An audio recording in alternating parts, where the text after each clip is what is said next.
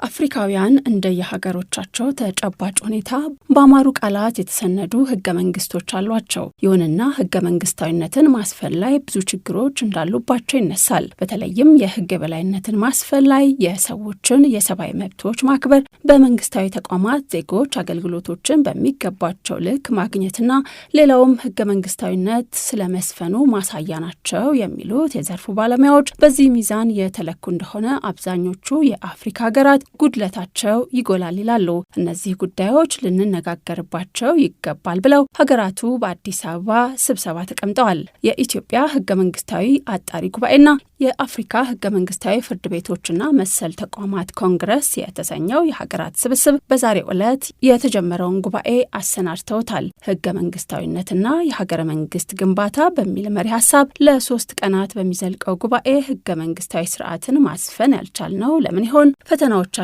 ምንድናቸው? ከዚህ መውጫ መንገዱስ የቱ ነው? በሚሉ ጉዳዮች ዙሪያ እንደሚመክሩ የነገሩን የህገ መንግስት አጣሪ ጉባኤ አባል የሆኑት አቶ ምትኩ ማዳ ናቸው። በዚህ ኮንፈረንስ ላይ ሁሉም የአባል ሀገራት በጋራ ተገናኝተው ያሉት ፈተናዎች ምንድናቸው፣ ምንስ ደግሞ መፍትሄ መኖር አለበት፣ ምንስ መደረግ አለበት የሚለውን በጋራ እንዲወያዩ እንዲሁም ደግሞ የአፍሪካ ህብረት ሲቋቋም በዋናነት እነዚህን ከግምት ውስጥ ያስገባ እንደመሆኑ መጠን አገራቱ በጋራ መወያየት እንዲችሉ ነው። ከአገረ መንግስት ግንባታ አንጻር ሲታይ የአገረ መንግስት ግንባታ ትልቁና ዋናው ጽንሰ ሀሳብና ትኩረቱ ተቋማት መገንባት አለባቸው። መንግስት ስንል ተቋማት በአግባቡ ለዜጎች አገልግሎትን የሚሰጡ፣ ፍትህ የሚያሰፍኑ፣ የዜጎችን መብቶች የሚጠብቁ የሚያስጠብቁ እንዲሁም ተገቢውን አገልግሎቶች የሚሰጡ ተቋማት ሊኖሩ ይገባል።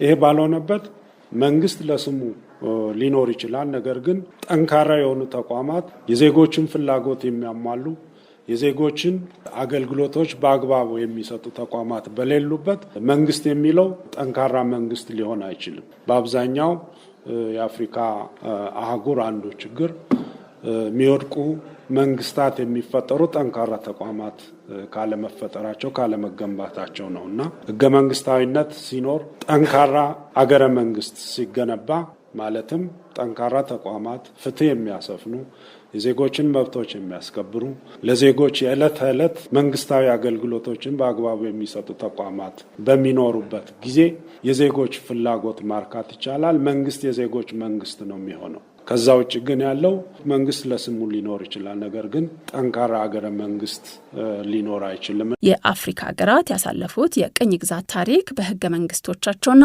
በመንግስት አወቃቀራቸው ላይ ጎልቶ ይታያል የሚሉት አቶ ምትኩ ይህ ደግሞ መሬት ላይ ካለው ሀቅ ጋር አብሮ እንደማይሄድ ታይቷል ሲሉም ያስረዳሉ። በመሆኑም ሀገራቱ እንዲህ ባሉ መድረኮች ከራሳቸው ተጨባጭ ሁኔታ ጋር የሚሄድ ህገ መንግስት ስለማሰናዳት ያሉትንም ስለማሻሻል መነጋገር አለባቸውም ይላሉ።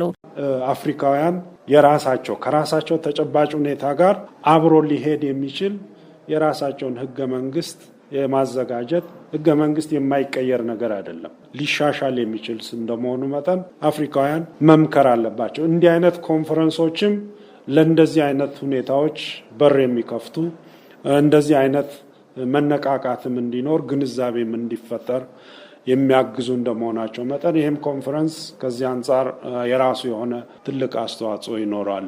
በጉባኤው የጥምረቱ አባል የሆኑ 22 የአፍሪካ ሀገራት በህገ መንግስታዊ ስርዓት ትግበራ ዙሪያ ያላቸውን ልምድ ያቀርባሉ ተብሏል። ከዚህ አንጻር የኢትዮጵያ ልምድ እንደምን ያለ ነው ያልናቸው አቶ ምትኩ ተከታዩን መልሰዋል። ኢትዮጵያ በጣም የበለጸገ የህገ መንግስት ስርዓትን የገነባች ሀገር አይደለች። የሚያኩራራ ረጅም እድሜ የቆየ ስርዓት ያላት አይደለች። የአጭር ጊዜ ነው። አንዳንድ ሀገሮች ከ200 ዓመት በላይ ልምድ ያላቸው ሀገራት ካሉት ጋር ሲነጻጸር የኢትዮጵያ ገና አዳጊ ነው።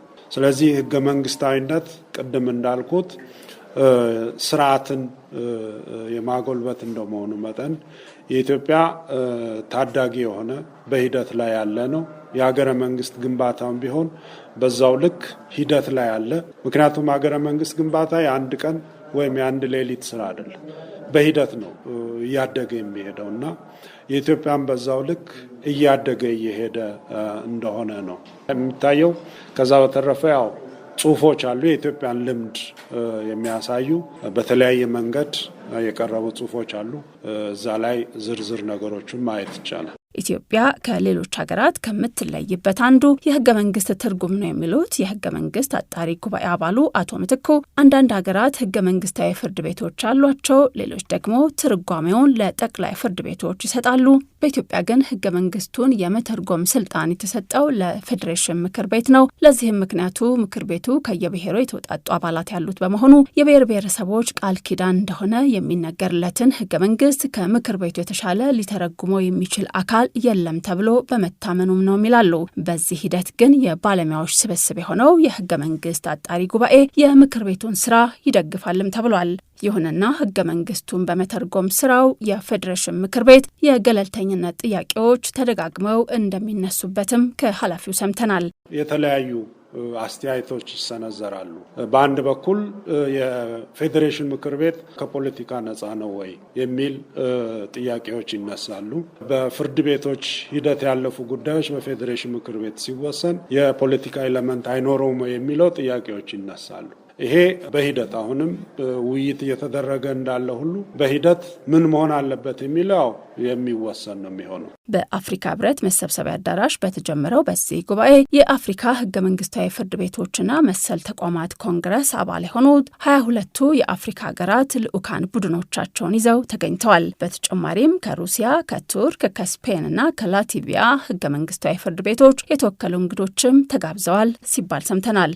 ለአፍሪካውያን ችግሮች በርከት ያሉ የመፍትሄ ሀሳቦች ይነሱበታል የተባለው 4ኛው ጉባኤ እስከ ፊታችን እሁድ ይዘልቃልም ተብሏል።